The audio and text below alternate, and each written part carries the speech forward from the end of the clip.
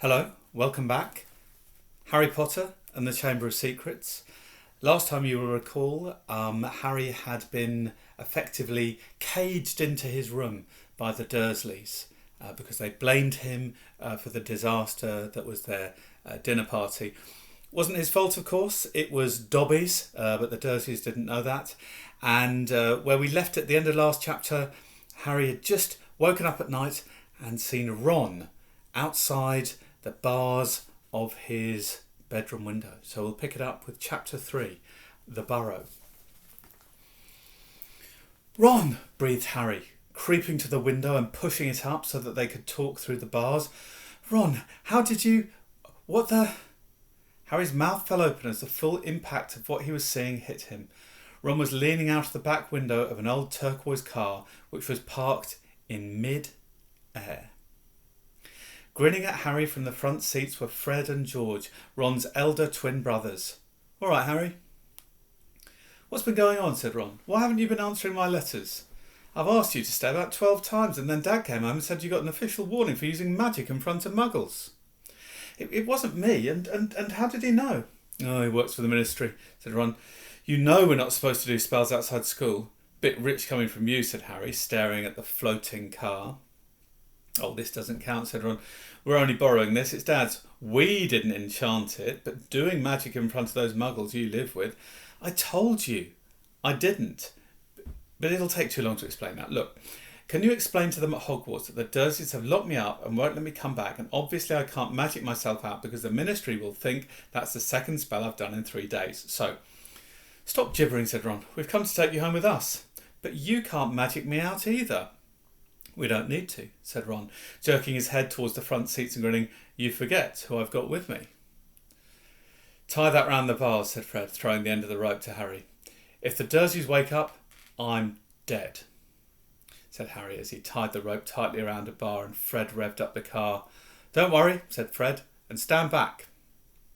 Harry moved back into shadows next to Hedwig, who seemed to have realised how important this was and kept still and silent.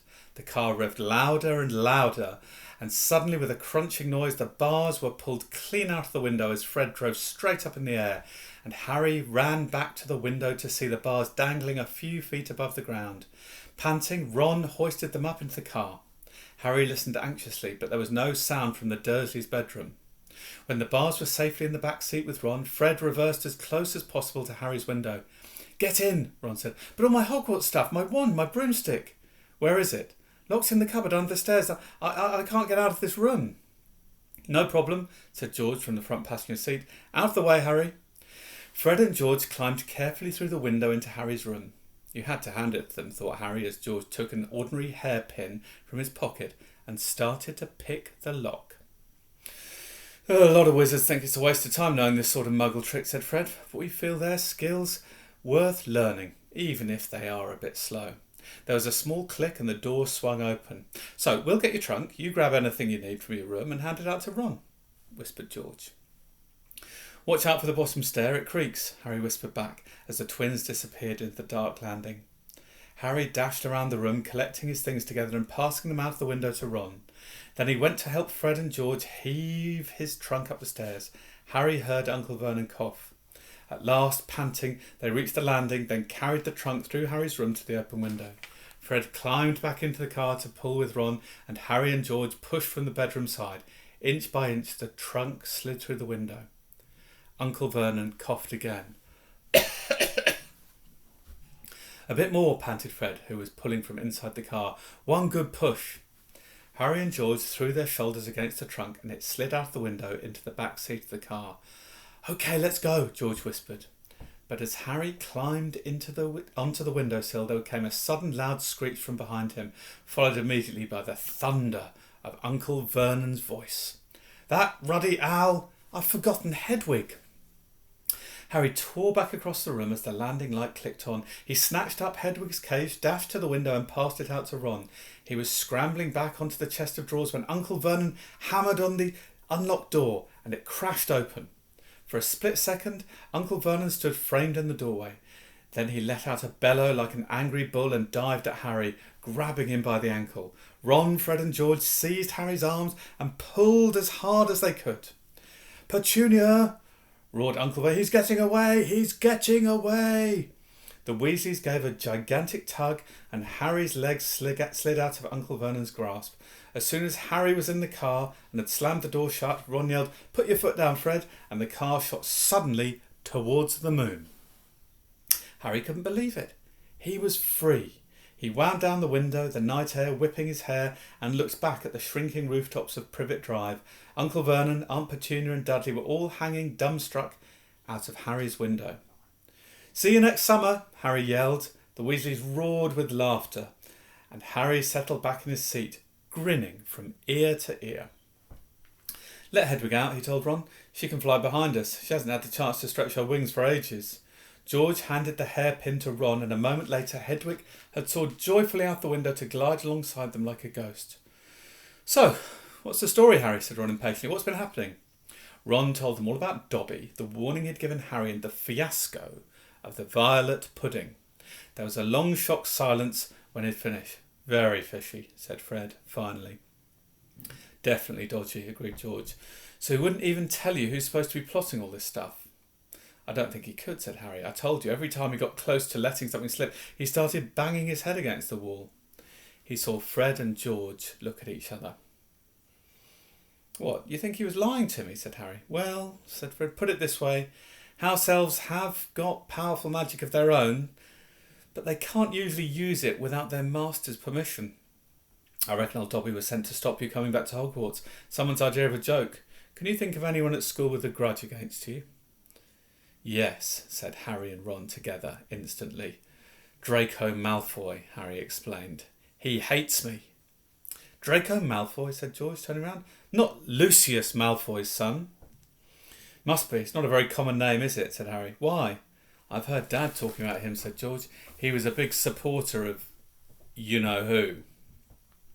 "And when you-know-who disappeared," said Fred, craning round to look at Harry, "Lucius Malfoy came back, saying he'd never meant any of it, load of dung. Dad reckons he was right in you-know-who's inner circle." Harry had heard these rumours about Malfoy's family before, and they didn't surprise him at all. Draco Malfoy made Dudley Dursley look like a kind, thoughtful and sensitive boy. "I don't know whether the Malfoys own a house elf," said Harry. "Well, whoever owns him will be an old wizarding family, and they'll be rich," said Fred. "Yeah, Mum's always wishing we had a house elf to do all the ironing," said George, "but all we've got is a lousy old ghoul in the attic and gnomes all over the garden. House elves come with big old manors and castles and places like that. You wouldn't catch one in our house." Harry was silent. Judging by the fact that Draco Malfoy usually had the best of everything, his family was rolling in wizard gold. He could just see Malfoy strutting around a large manor house, sending the family servant to stop Harry going back to Hogwarts.